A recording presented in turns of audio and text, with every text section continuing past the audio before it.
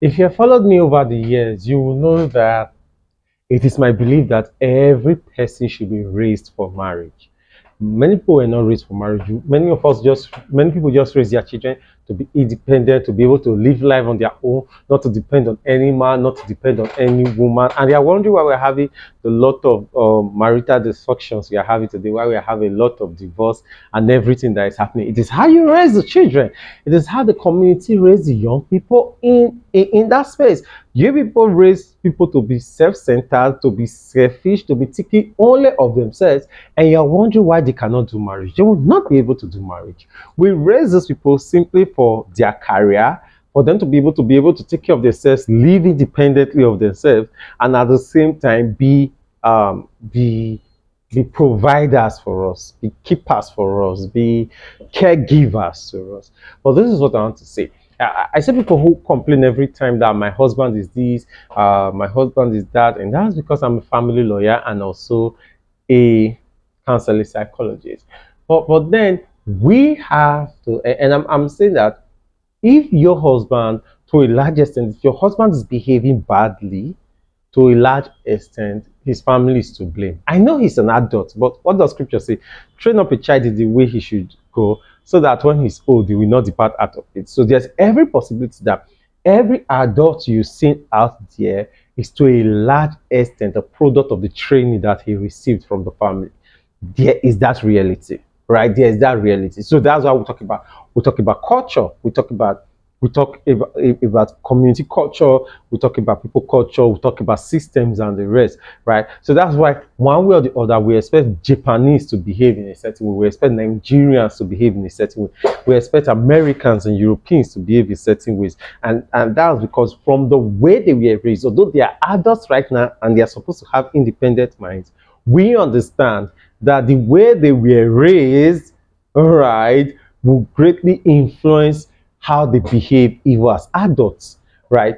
Now, if your husband is not behaving properly, if you think your husband is a terrible husband, if you think your son-in-law is a terrible son-in-law, we should go back to how was this person raised.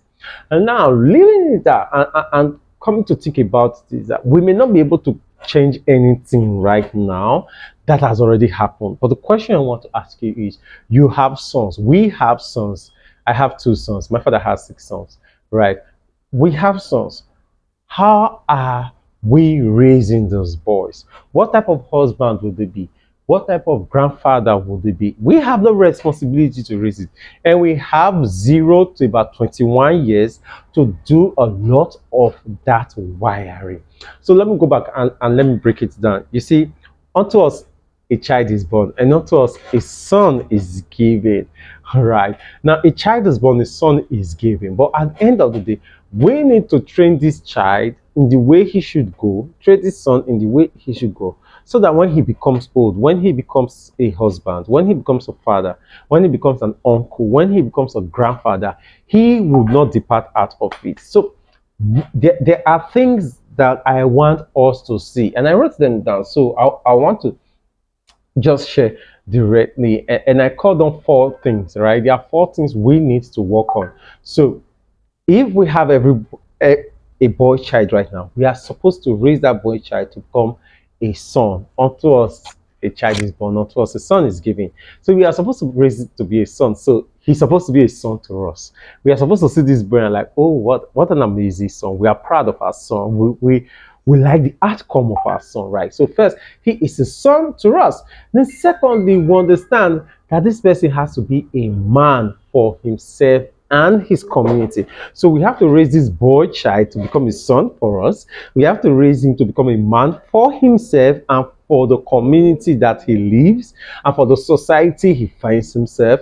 Then we are also supposed to raise him to be a husband to his wife, right? A husband to his wife. So we ought to start teaching. What it means is I ought to start teaching my 5-year-old and my 7-year-old how to be husbands. Like, this is what is expected from them. We know, and one of those ways is through modeling. So as a father, I'm supposed to model to him who a husband is, and we understand that his mother cannot model that, but his mother can give him instructions, because I was also giving instructions.